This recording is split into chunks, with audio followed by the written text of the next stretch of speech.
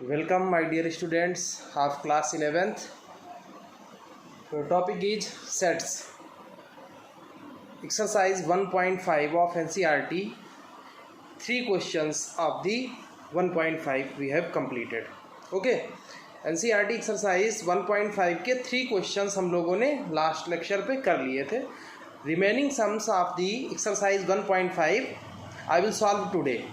बचे हुए क्वेश्चंस को आज सॉल्व करना है. ठीक है, तो प्लीज़ हमेशा की तरह आई रिक्वेस्ट यू कि please watch the full video, watch the video carefully and note everything properly. Means आपको नोट्स बनाते रहना है. जो भी मैं सॉल्व करता हूँ उसको भी नोट करना है. जो रिमेनिंग पार्ट आपके लिए होमवर्क छोड़ते हैं वो भी आपको करना है फेयर कॉपी पे. तो स्टार्ट करते हैं. Question number 4. Firstly, I read the question number 4. If U is equal to this, U यानी यूनिवर्सल सेट गिवन है, A गिवन है, B गिवन है, फिर वेरीफाई करना है. 2 पार्ट्स हैं. 1 part I will solve and second part you will solve. ठीक है, तो देखो U लिखता हूँ. क्वेश्चन नंबर 4 देखो U इज इक्वल टू 1 से लेकर के 1 2 3 4 5 6 7 8 9. This is U. A is equal to A है 2 4 6 8 2 4 6 8 and B is equal to B है 2 3 5 7 2 3 5 7. फिर है वेरीफाई दैट. फर्स्ट पार्ट है A union B complement is equal to A का कॉम्प्लीमेंट इंटरसेक्शन बी. क्वेश्चन को समझ लीजिए क्या है ध्यान से. U means universal set is given.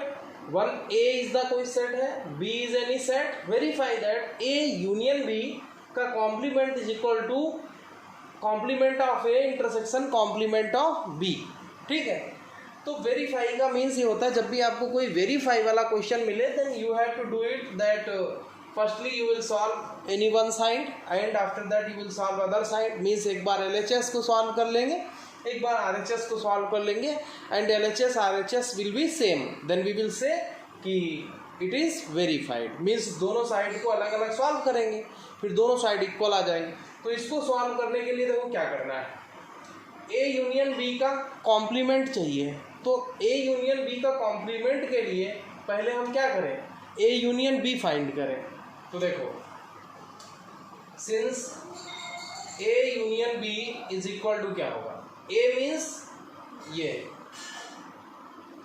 2 4 6 8 और यूनियन B कितना है 2 3 5 7 2 3 5 7.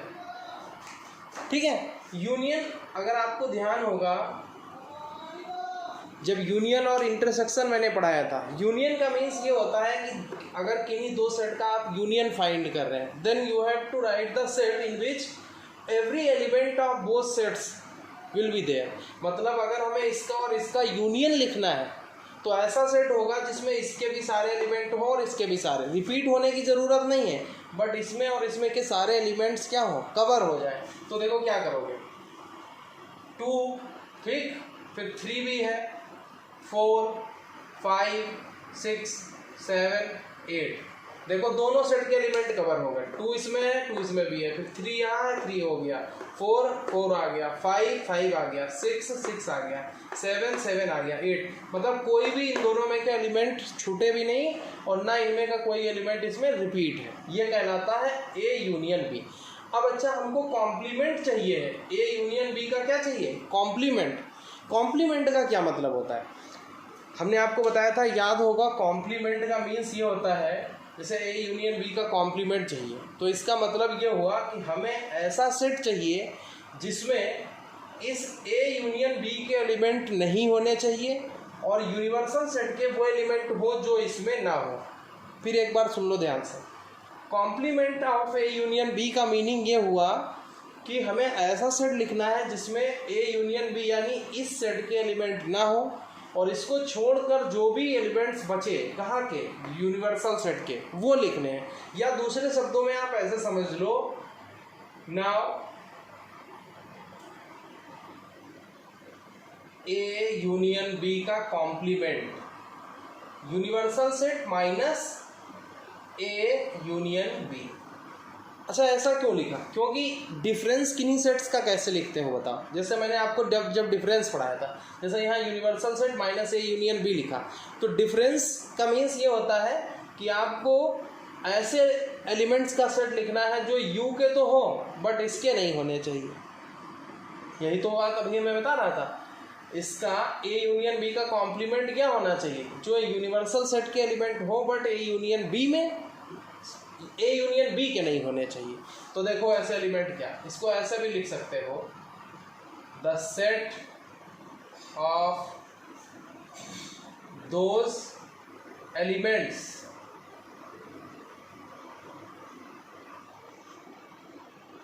विच are in U but not in A union। मतलब U minus A union B का मीनिंग क्या है, ये कि U का तो एलिमेंट हो बट इसका नहीं होना चाहिए। तो ऐसे एलिमेंट जरा ढूंढो कौन कौन से। देखो ये A यूनियन B है और ये U है यानी यूनिवर्सल से, तो इसमें 2 3 4 5 6 7 8 यानी 2 से लेकर के 8 तक सभी हैं। तो यानी ये 2 3 4 5 6 7 8 ये तो हो गए ये यूनियन बी के, तो ये नहीं चलेंगे। बचे कौन, 1 और 9 केवल। तो 1 और 9 ऐसे एलिमेंट हैं जो यूनिवर्सल सेट के हैं बट ए यूनियन बी में नहीं है। यही तो हमको कॉम्प्लीमेंट का मीनिंग होता है।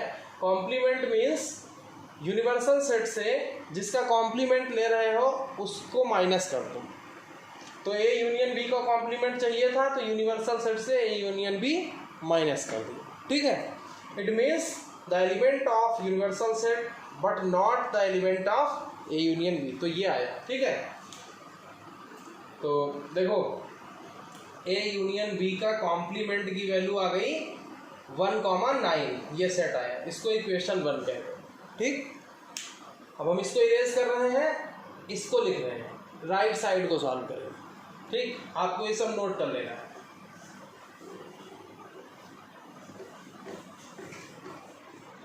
फिर देखो ना, राइट साइड में ए का कॉम्प्लीमेंट और बी का कॉम्प्लीमेंट आ रहा है और उसका इंटरसेक्शन है। तो इंटरसेक्शन तो हम बाद में करेंगे, पहले ए का कॉम्प्लीमेंट और बी का कॉम्प्लीमेंट ले लें। ए का कॉम्प्लीमेंट क्या होगा, ए का कॉम्प्लीमेंट का मतलब वो एलिमेंट जो ए में नहीं हो बट यू में हो। तो इसको ऐसे भी तो लिख सकते हो, U minus A. U minus A का मीनिंग यही तो हुआ, जो यू में हो बट ए में ना हो, उसी को ए का कॉम्प्लीमेंट कहेंगे। तो देखो यानी ए का कॉम्प्लीमेंट, अब हम यहाँ पर वो लिख नहीं रहे हैं कि the elements of U but not the elements. चाहो तो आप ऐसे लिख भी सकते हो, the elements of U but not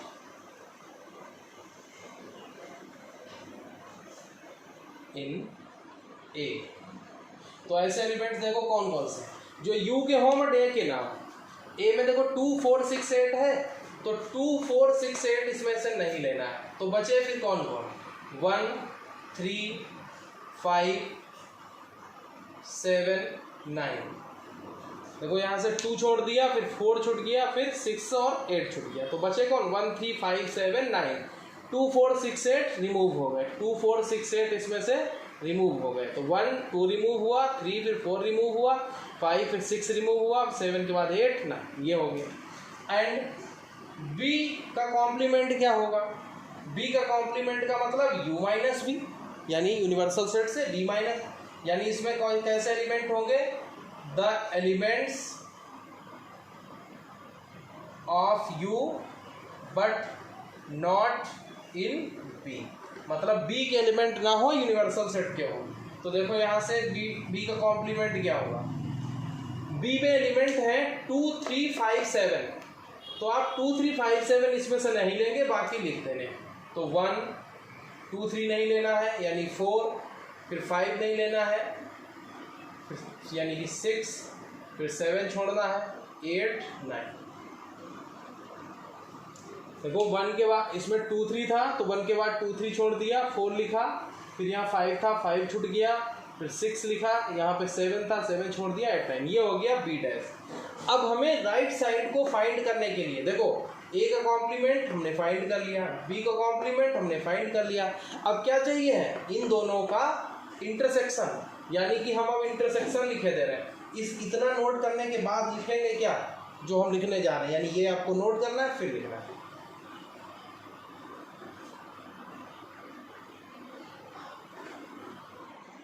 अब देखो नाउ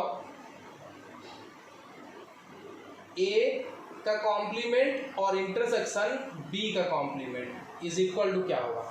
ए का कॉम्प्लीमेंट कितना आया था, ए का कॉम्प्लीमेंट था यूनिवर्सल सेट से 2 4 6 माइनस कर दिए, ये वाले हटा देने थे इससे। तो ए का कॉम्प्लीमेंट आया था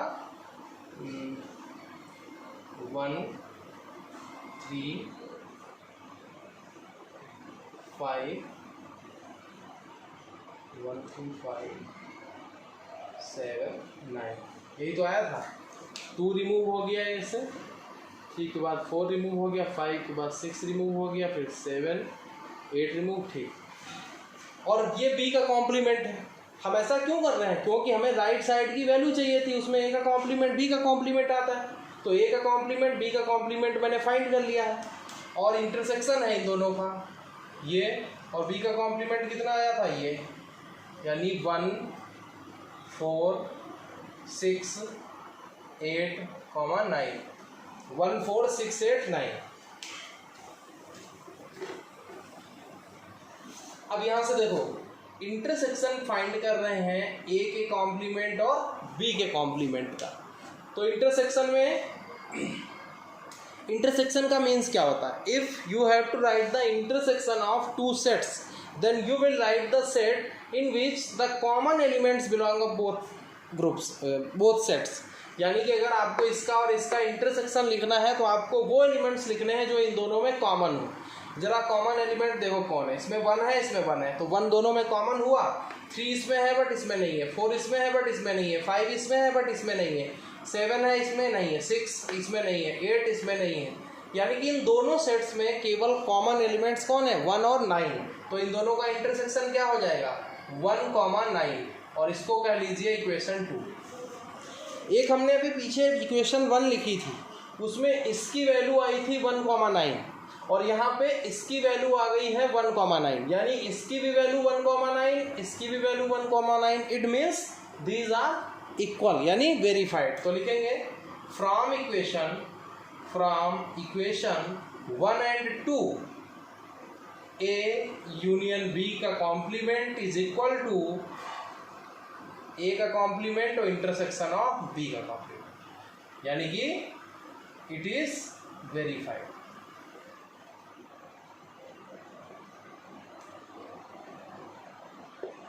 ठीक है, एक बार बैक करके देख लेना अगर जब कहीं पे भी दिक्कत मालूम हो। अब इसका जो सेकेंड पार्ट है देखो,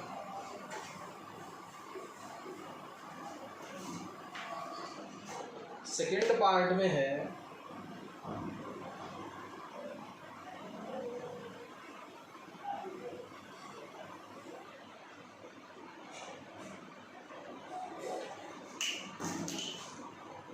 देखो फर्स्ट पार्ट में यहाँ पे यूनियन था, यहाँ पे इंटरसेक्शन था, इसमें यहाँ पे इंटरसेक्शन हो गया, यहाँ पे यूनियन हो गया। मैंने आपको डिमॉर्गन्स लॉ पढ़ाया था, डिमॉर्गन्स लॉ पढ़ाया था। तो डिमॉर्गन्स लॉ से ये डिमॉर्गन्स लॉ की ही वैल्यूज़ हैं फर्स्ट पार्ट और सेकंड पार्ट में। तो आपको क्या करना है, देखो ए बी यहाँ से दिए हैं, उनका यहाँ क्या है इंटरसेक्शन। तो पहले आप क्या करोगे, ए और बी का इंटरसेक्शन फाइंड कर लो, फिर जो आया उसका कॉम्प्लीमेंट फाइंड कर लो। कॉम्प्लीमेंट कैसे निकालोगे, ए इंटरसेक्शन बी की जो वैल्यू आएगी तो ए इंटरसेक्शन बी का कॉम्प्लीमेंट होगा U minus A intersection B. ठीक, तो जो इसकी वैल्यू आएगी वो आपका ये हो जाएगा, इसको इक्वेशन 1 कह देना। फिर ए डैश यानी कि ए का कॉम्प्लीमेंट बी का कॉम्प्लीमेंट, ये आप फर्स्ट पार्ट में निकाल चुके हो, चाहना तो यहाँ भी निकाल लेना, उसका यूनियन निकाल लेना, यानी इसका और इसका यूनियन जो आएगा, यहाँ कुछ वैल्यू आएगी उसको इक्वेशन 2 कह देना, और ये वाली इक्वेशन 1 कहना। 1 2 से आप देखोगे कि दोनों की वैल्यू इक्वल आ गई है, तो लिख दोगे फ्रॉम 1 and 2, यानी कि जैसे मैंने फर्स्ट किया, अगर फर्स्ट आपको क्लियर है then second part you will do easily. ठीक है, तो सेकेंड पार्ट आपके लिए।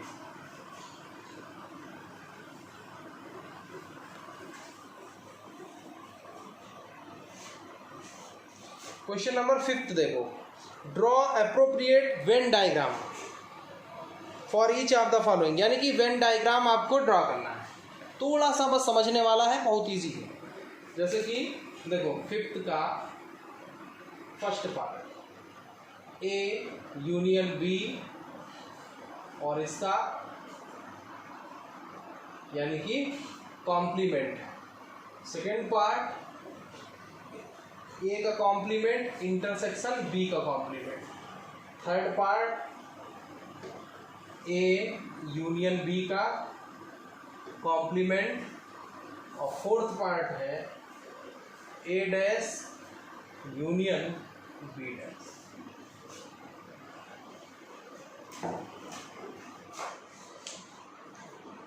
ए union B, A dash B dash.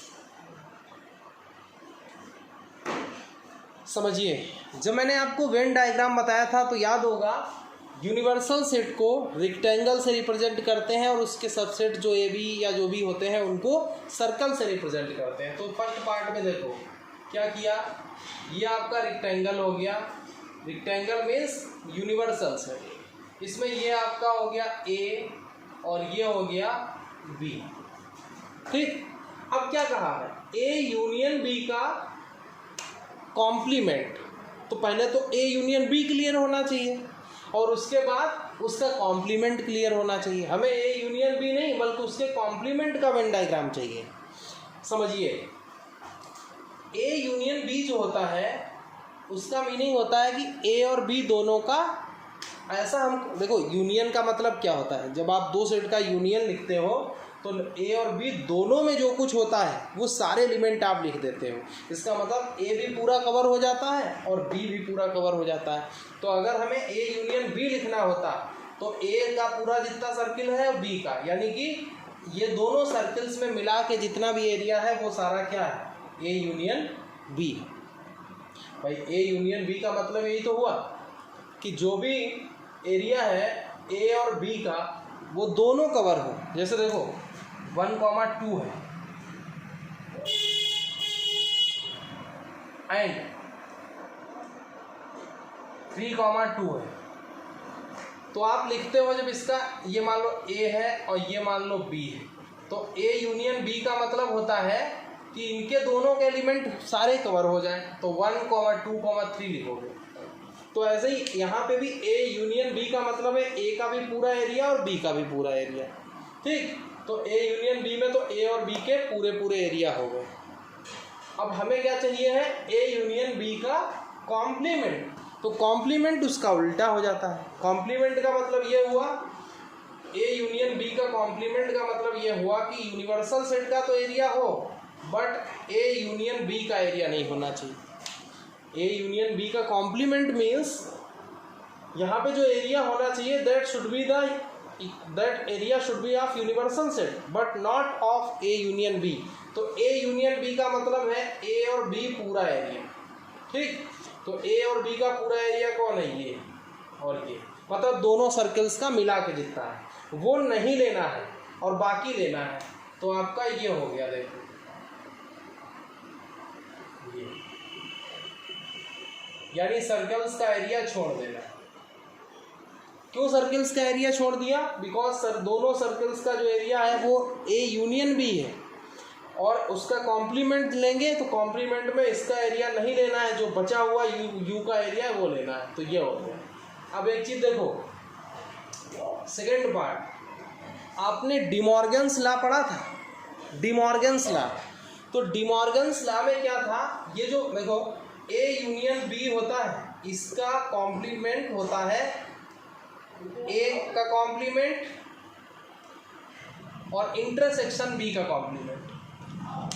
अगर आपका लास्ट वीडियो क्लियर नहीं है, मींस जिसमें मैंने डिमॉर्गन्स लॉ पढ़ाया था, तो आप समझ नहीं पाएंगे।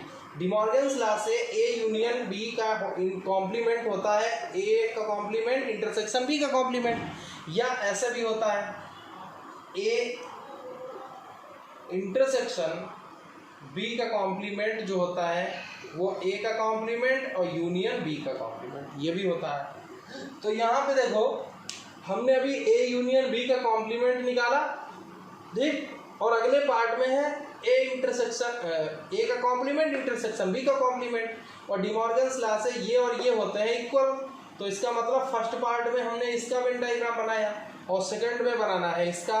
तो जब ये और ये इक्वल होते हैं तो इसका मतलब जो वेन डायग्राम इसका होगा वही इसका होगा, यानी कि जो फर्स्ट पार्ट का वेन डायग्राम है सेम वही हमें किस में बनाना है, सेकंड पार्ट में भी। समझ गए?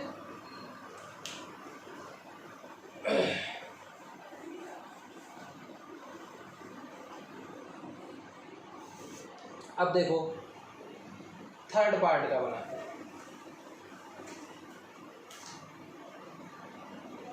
थर्ड पार्ट में है ए इंटरसेक्शन बी का कॉम्प्लीमेंट, ए इंटरसेक्शन बी का complement, this is U A B. देखो यहाँ पे अगर थोड़ी देर के लिए ये कॉम्प्लीमेंट अगर आप भूल जाओ तो ए इंटरसेक्शन बी का मतलब क्या हुआ, जैसे ये दो सर्कल है, एक ये और एक ये, तो इंटरसेक्शन का मीन्स होता है इन दोनों का कॉमन एरिया, यानी ये वाला, ठीक। और जब हम इसी पे लगा देंगे कॉम्प्लीमेंट तो इसका मतलब ये हो जाएगा कि इन कॉम्प्लीमेंट मीन्स जिसका भी आप कॉम्प्लीमेंट लेते हो वो एरिया नहीं होना चाहिए, बाकी एरिया होना चाहिए। तो वो एरिया ना होने का मतलब क्या है, ए इंटरसेक्शन बी का कॉम्प्लीमेंट का मीन्स ये हुआ कि यूनिवर्सल सेट से ए इंटरसेक्शन बी का एरिया आप रिमूव करें, यानी कि यहाँ पे इस डायग्राम में वो एरिया आपको लेना है जो यू का हो बट ए इंटरसेक्शन बी का नहीं होना चाहिए।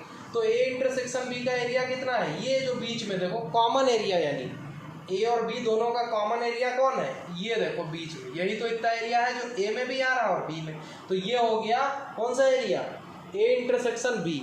बट जब कॉम्प्लीमेंट लेंगे तो ये एरिया नहीं लेना है, यानी यू में से तो ए इंटरसेक्शन बी का एरिया हटा दो, यानी कि ये वाला हटा दो, तो बाकी जो बचा देखो ये सब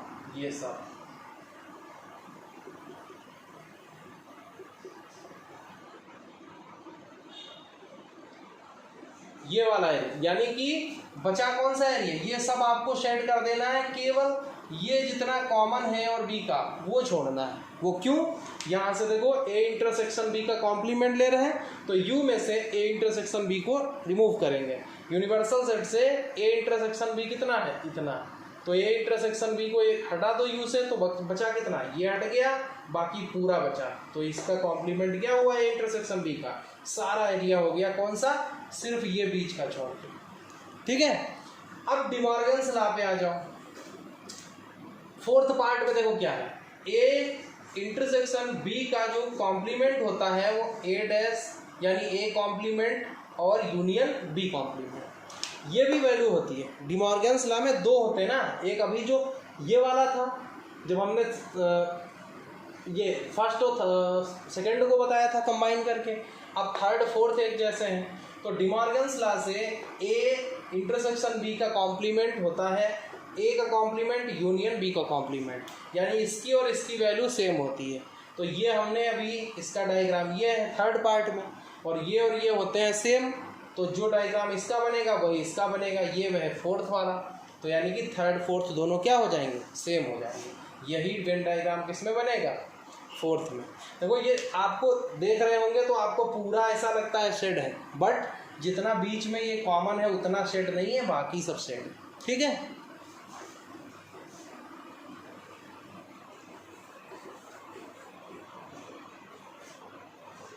अब क्वेश्चन नंबर देखिए आप 6 में है, let U be the set of all triangles in a plane if A is the set of all triangles with at least one angle different from 60 degree, what is A dash. देखो question समझो, बहुत easy है, theoretical question है। जो U है universal set पता है क्या है? All triangles in a plane. ये मतलब एक प्लेन में जितने भी ट्राइंगल्स हैं उनका सेट है कौन? U, यानी यूनिवर्सल सेट। जितने भी ट्राइंगल्स मतलब हर टाइप के ट्राइंगल्स में होंगे। ए क्या है? Set of triangles in which eight least one angle is different from 60 degree. ध्यान से समझना, बहुत इजी है बट अगर समझ में आ गया। ए क्या है? All triangles in a plane, मतलब जितने भी ट्राइंगल्स हैं किसी प्लेन में उनका सेट है U। और ए किसका सेट है? The set of triangles in which eight least one angle is different from 60 degree. मतलब ए जो ये वाले ट्राइंगल्स हैं उनमें से ऐसे ट्राइंगल्स का सेट है ए जिसमें कम से कम एक एंगल 60 डिग्री से डिफरेंट। अब यहाँ से आप एक चीज़ ए के बारे में आप समझ जाएंगे क्या, कि ए ऐसे सेट, ऐसे एलिमेंट्स का यानी ऐसे ट्राइंगल्स का सेट है जिसमें कम से कम एक एंगल 60 से डिफरेंट है। तो जब ट्राइंगल में, किसी भी ट्राइंगल में एक एंगल 60 से डिफरेंट हो जाए तो आप उसके बारे में सॉलिडिटी से यानी एक पॉइंट क्या बोल सकते हो कि वो इक्विलेटरल नहीं है, क्योंकि इक्विलेटरल ट्राइंगल में सारे एंगल 60 डिग्री के होते हैं। In an equilateral triangle each angle of the triangle is 60 degree. मतलब किसी भी इक्विलेटरल ट्राइंगल में हर एंगल 60 डिग्री का होता है। और जब एक एंगल 60 से डिफरेंट होगा तो इसका मतलब वो इक्विलेटरल ट्राइंगल नहीं है। मीन्स ए क्या है? The set of triangles which are not equilateral. ये मैंने क्यों लिखा? क्योंकि दिया है कि ऐसे सेट्स, ए ऐसे सेट का ऐसा सेट है जिसमें वो ट्राइंगल्स हैं जिनका एक एंगल 60 से डिफरेंट है, और एक एंगल 60 ना होने का मतलब वो इक्विलेटरल नहीं हो सकता। तो मीन्स ये क्या है? The set of triangles which are not equilateral, मतलब जो ट्राइंगल्स इक्विलेटरल नहीं है उनका सेट है। तो ए डैश क्या होगा? ए डैश का मतलब हुआ U माइनस ए, और U में सारे ट्राइंगल्स हैं और ए में वो हैं जो इक्विलेटरल नहीं है। अब ध्यान से समझना, U में सभी ट्राइंगल्स हैं और एक ऐसे ट्राइंगल्स का सेट है जो इक्विलेटरल नहीं है। अच्छा, जितने भी इक्विलेटरल नहीं होंगे, यानी इसमें सभी हैं और इसमें वो हैं जो इक्विलेटरल नहीं है, तो सभी में से वो निकाल दोगे जो इक्विलेटरल नहीं है, तो बचेंगे कौन? जो इक्विलेटरल होंगे। फिर एक बार रिपीट कर रहा हूँ, ध्यान से सुनो। इसमें सभी ट्राइंगल्स हैं और ए का मतलब है जिसमें केवल इक्विलेटरल, सॉरी जिसमें इक्विलेटरल ट्राइंगल्स नहीं है। U में सभी ट्राइंगल और ए में इक्विलेटरल नहीं है। ए ऐसा सेट है जो इक्विलेटरल नहीं है। तो ऑल ट्राइंगल से वो ट्राइंगल्स आपने सब्ट्रैक्ट कर दिए जो इक्विलेटरल नहीं है, तो बचे कौन से? जो इक्विलेटरल हैं। यानी ए डैश क्या हुआ? Set of equilateral triangles. फिर समझ लीजिए, इसमें सभी टाइप के ट्राइंगल्स हैं और इसमें ए में जो इक्विलेटरल नहीं है। तो जब इसमें से ट्राइंगल्स में से ऐसे ट्राइंगल निकाल दोगे जो इक्विलेटरल नहीं है, अच्छा कोई भी किसी भी टाइप का हो, चाहे आइसोसेलेस हो चाहे स्केलन हो, बट वो इक्विलेटरल तो नहीं होता है, यानी कि इसमें जो भी है वो इक्विलेटरल नहीं है। तो टोटल में से वो माइनस हो गए जो इक्विलेटरल नहीं थे, तो बचे कौन? इक्विलेटरल वाले। यानी ए डैश ए कॉम्प्लीमेंट किसका सेट हो गया? Set of equilateral triangles. यही नोट इसी टाइप से आपको कर लेना।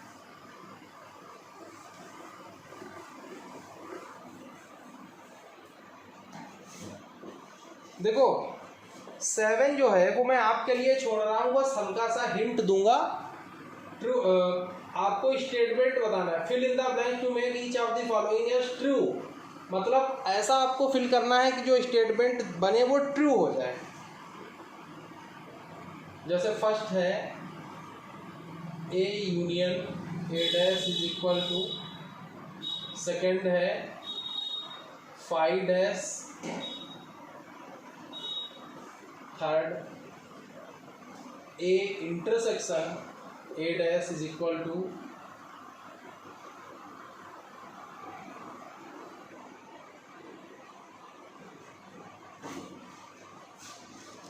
अब यहाँ पे देखो मैं क्या हिंट दे रहा हूँ, इसको आपको ट्रू स्टेटमेंट होने का मतलब ये है कि जो इसकी वैल्यू हो वो आगे आप लिख दो, स्टेटमेंट ट्रू हो जाएगा। अब कैसे, इसमें देखो आपको क्या सोचना है, जैसे कोई भी एलिमेंट, कोई भी सेट है, उसका कॉम्प्लीमेंट, ये उसका कॉम्प्लीमेंट लिखा है, और उन दोनों का क्या लेना है, यूनियन लेना है। यूनियन मतलब अब समझिए आप, जैसे हम एक आपको एग्जांपल देते हैं अलग से, ये यूनिवर्सल सेट है U, 1 2 3 4 5 6। एक सेट हमने A ले लिया 1 2 और एक ले लिया B 1,6। ठीक, सॉरी ए ही है दोनों, तो दूसरा सेट ले लो, A मान लो ये ले लिया हमने। ठीक, अब हमें पता है कि A डैश का मीनिंग यानी A का कॉम्प्लीमेंट क्या होता है। A का कॉम्प्लीमेंट होता है वो सेट जिसमें A के एलिमेंट ना हो और बचे हुए सारे U के एलिमेंट हो, तो A डैश क्या हो, यानी A का कॉम्प्लीमेंट क्या होगा, यूनिवर्सल सेट से A के एलिमेंट हटा दो 3 4 5 6, यही तो हुआ भाई। A का कॉम्प्लीमेंट का मतलब यूनिवर्सल सेट से जितने A के एलिमेंट है यानी 1 2 हटा के जो बचे।